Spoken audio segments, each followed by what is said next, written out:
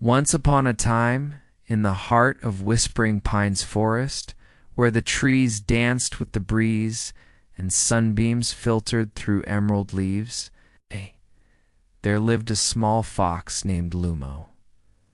Now Lumo was not the fastest of the forest animals. That title belonged to a nimble squirrel named Flicker, who could scale the tallest pine in a flash. And Lumo was not the strongest. A young oak tree, sturdy and rooted deep in the earth, was much stronger than he. But Lumo had a gift.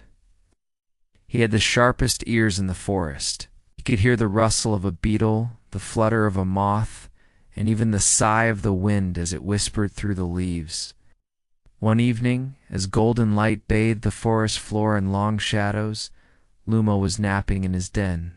Suddenly, he heard a strange tune drifting through the trees. It wasn't bird song or the creak of branches swaying in the breeze. It was something deeper, older, and more enchanting. Curiosity sparked in Lumo's eyes. He poked his head out of the den and sniffed the air. The melody seemed to be coming from the direction of the Whispering Falls. Lumo had never heard music there before. And as the tune floated on the air, it beckoned him closer. He followed the sound through ferns and mossy logs, his ears perked and his paws silent. The melody grew louder, and finally he saw what drew him in. Before him stood an ancient tree. Its bark was as gray as storm clouds, and its roots that curled like sleeping snakes. And perched on one of the lower branches was a white owl. Her eyes shone like silver moons in the twilight, and she was humming the very tune that had captured Lumo's attention. "You found me," she said, her voice like the rustle of old parchment. "Few hear the song of the wind." Lumo, still a bit overwhelmed, managed to stammer out, "What is it?" "It's the forest's memory," the owl explained. "It sings to those who listen with their hearts. Every creature, every tree, every stone, the forest remembers. And when the wind hums, it tells their stories." Lumo sat at the base of the tree, his ears flicking as he listened intently. The wind's song was fuller now, wrapping around him like a warm blanket. He heard the laughter of a family of deer as they played in the meadows.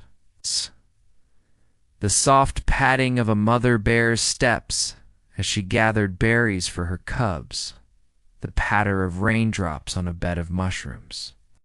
Each note was like a brushstroke painting pictures in Lumo's mind. It was beautiful, yet there was a hint of sadness in the melody. As if sensing his confusion, the wise old owl said, "The forest remembers both joy and sorrow, Lumo. It's all part of its story." As the first stars twinkled above them, Lumo felt a deep understanding well up inside him. The forest wasn't just a collection of trees and animals. It was a living, breathing entity with a history as vast as the sky and as intricate as the roots that bound it all together. From that day on, Lumo became the forest's storyteller. Each night he would gather the forest animals beneath the starlit sky and share the tales he heard in the wind's song. The creatures of Whispering Pines Forest, from the playful squirrels to the majestic wolves, they all came to listen to Lumo. As the generations of animals passed, the memory of the forest grew. The wind still sang its ancient songs, and under the star-dusted sky, Lumo kept the stories alive. And so the forest, along with all its inhabitants, remembered.